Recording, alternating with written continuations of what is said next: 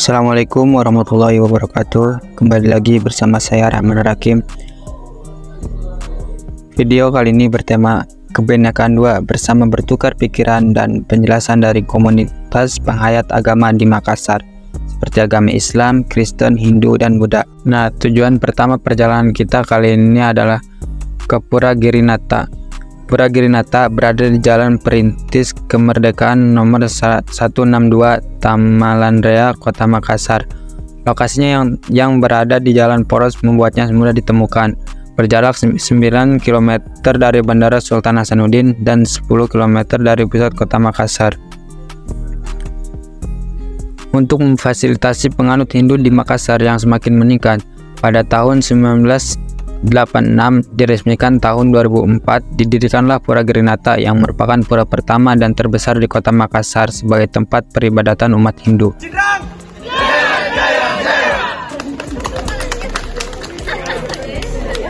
Nah, perjalanan kita selanjutnya yaitu menuju Gereja Protestan Indonesia bagian Barat, Jemaat Immanuel, Kota Makassar, yang terletak di Jalan Balai Kota nomor 1 Makassar atau berada di samping timur gedung Balai Kota Makassar. Gereja Protestan Immanuel dibangun pada tahun 1885 oleh pemerintah kolonial Belanda dan merupakan salah satu dari sekian banyak arsitektur peninggalan kolonial Belanda di Makassar. Gereja yang berbentuk simetris dan bergaya arsitektur gotik klasik ini memiliki luas bangunan 800 meter persegi yang dibangun di atas lahan sebesar 3.428 meter persegi. Di atas pintu masuk gereja terdapat menara lonceng yang tinggi dan runcing menyerupai gaya gotik klasik. Nah, sekarang kita sudah berada di Kelenteng Syangma atau Vihara Istana Naga Sakti yang merupakan salah satu kelenteng yang tertua di Kota Makassar. Fungsi Kelenteng Syangma sebagai rumah ibadah bagi masyarakat yang beragama Konghucu dan beragama Buddha. Bangunan pada Kelenteng Syangma menerapkan arsitektur Tionghoa. Kelenteng Syangma dikelola oleh Yayasan Vihara Naga Sakti.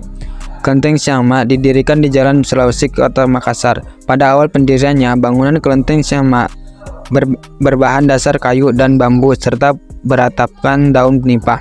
Pada tahun 1860, Kelenteng Syangma direnovasi menjadi bangunan permanen dengan bahan dasar bangunan berupa batu bata disertai denah simetris yang terdiri dari gapura, unit sentral, ruang sembahyang dengan sayap di kiri dan kanan.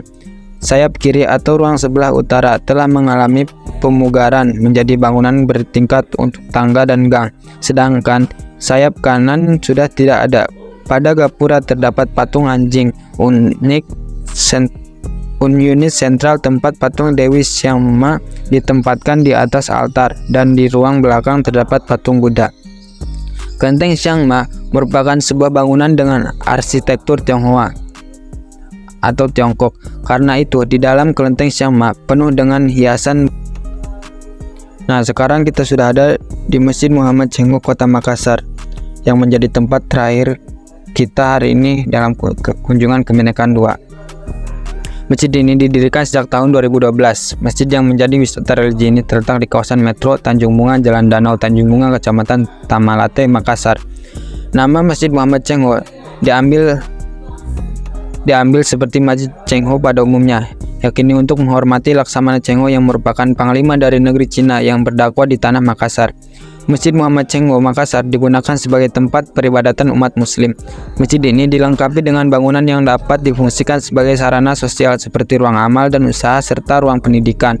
Seperti masjid pada umumnya, struktur Masjid Muhammad Cengho Makassar terdiri dari atap, kubah, teras, tangga, pintu, ventilasi, mihrab, dan tabir. Namun, yang berbeda adalah dari desain arsitektur yang merupakan perpaduan Timur Tengah, Cina, dan Bugis Makassar sendiri. Dari tampak depan terdapat beberapa tangga menuju ruangan masjid. Di setiap gagang tangga terdapat ornamen bergaya Islam, yaitu bintang segi 8 yang biasa kita kenal dengan Al-Quds.